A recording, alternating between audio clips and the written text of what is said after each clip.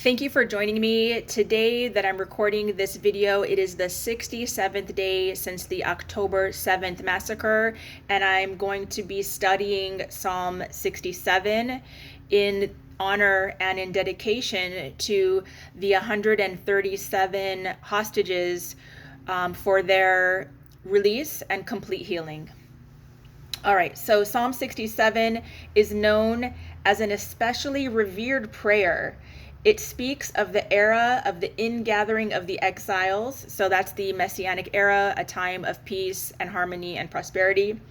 And the wars of Gog and Magog, that's known as Armageddon, a time when God will be one. So we have many different names for God, and they pertain to different attributes of God, but there is one God. So all of the different references that we have to God are just to describe our relationship with that aspect of God, but there's only one God. Okay, so Psalm 67, it's very interesting to note the nuances of different Hebrew words that can be looked over, and unless we have the genius commentators who could really penetrate the essence of the psalm and reveal to us deeper meanings that are beyond the surface level, then we would totally miss the message. So for example, the first line, which in English translations is the title, there's the word psalm, mizmor, and also the word shir, which is song. So what is the difference between a psalm with a P and song? So they illuminate that here. It says that the sustenance of the nations is channeled through the angels, and when angels sing, that is known as a mizmor. That's the angels' song. So a mizmor, therefore, refers to the nation's refinement. The song of the soul is a shir, and that refers to the blessings bestowed on the nation of Israel, the Jewish people. In verse 2, it says, he will make his countenance shine upon us forever. So that means that God will grant us success in all of our endeavors. And these words, Yael Panav Itanu, Yael Panav is part of also the priestly blessing that we bestow upon our children every Friday night between the blessing on the wine and the blessing on the bread. So let's see.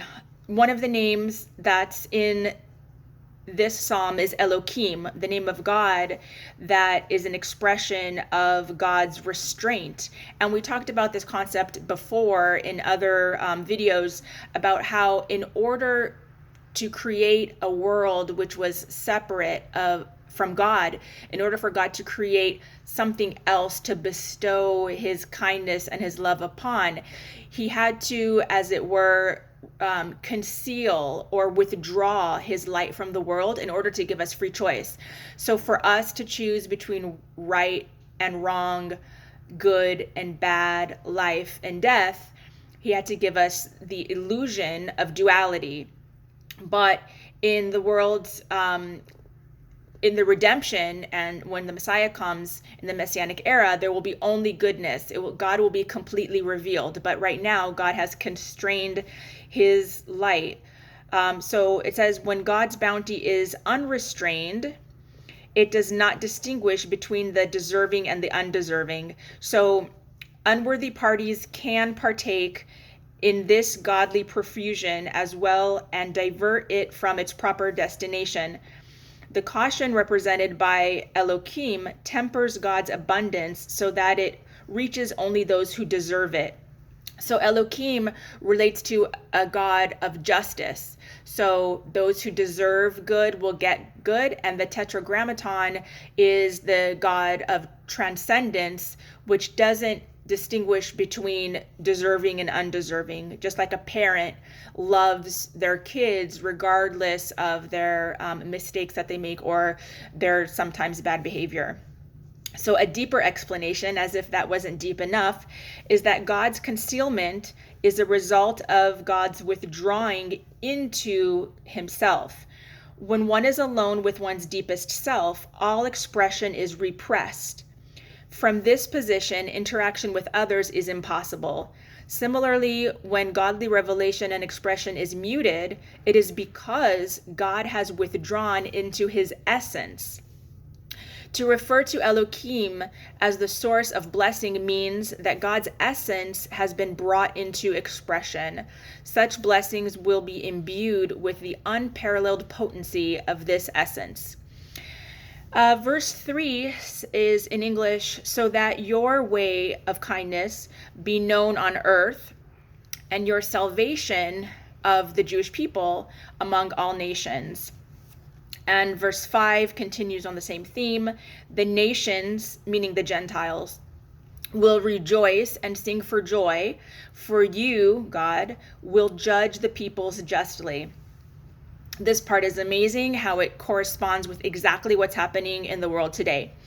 Before the redemption, which is the Messianic era, when the third temple in Jerusalem will be built, the kingdom of Gog and Magog, which is Armageddon, will recruit many nations to wage war against Israel. So currently, it started with Hamas, right, the Palestinians, but now Jordan and Yemen have jumped into the war.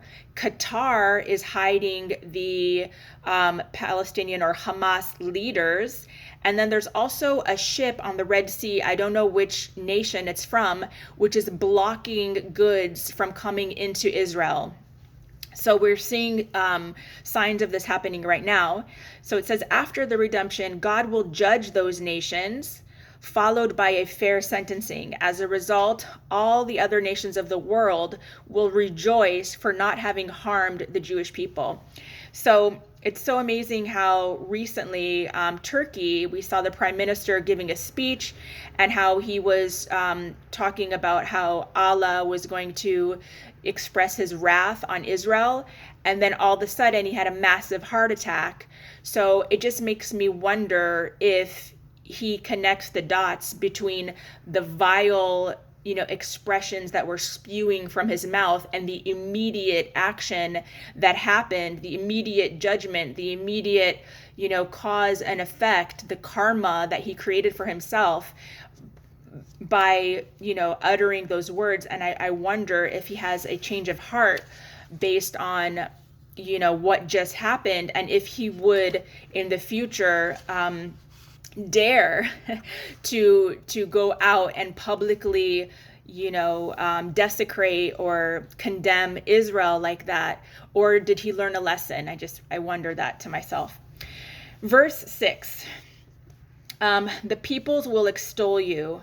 So when humanity will witness God judging the many and mighty nations that waged war on Israel, they will extol and praise him, for they will recognize his greatness and that he is the absolute master of all. So of course we don't celebrate when somebody has a heart attack like that. We don't rejoice on the demise of anyone ever, because everyone is a creation of the Almighty. Everyone has the opportunity to do good and to be good. Everyone has that spark inside, and there have been terrorists who have not converted, but changed their ways, who have turned away from terrorism and embraced God. So we always hope for redemption for all people. And then the last thing is that this psalm has 49 words, and it pertains to the 7 branches of the temple menorah. So this is very timely because we're now in the 7th day of Hanukkah. So 7 times 7 is 49. And I just want to make a quick distinction. So the temple in Jerusalem, and also the Mishkan, the tabernacle, which is the temple that followed the Jewish people everywhere for 40 years as they sojourned in the desert, that menorah had 7 branches, so 3 on each side and 1 in the middle, whereas the Chanukiah of Hanukkah has 4 on each side and 1 in the middle, and that's 7 and 9. So technically the menorah of Hanukkah is really a Chanukiah and not a menorah, but I just want to say that, so the 49 words in this psalm correspond with the menorah's cups, knobs, flowers, and lamps, which are 49 in total.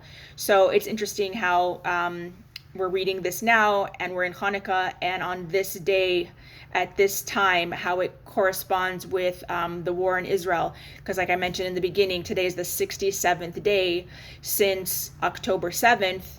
And then, and it's the 7th day of Hanukkah.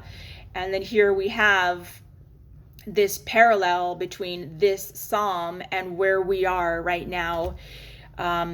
It's just amazing how things just overlap like that. All right, thank you so much for watching. God bless you. And please like and share and subscribe. Have a great day. Bye-bye.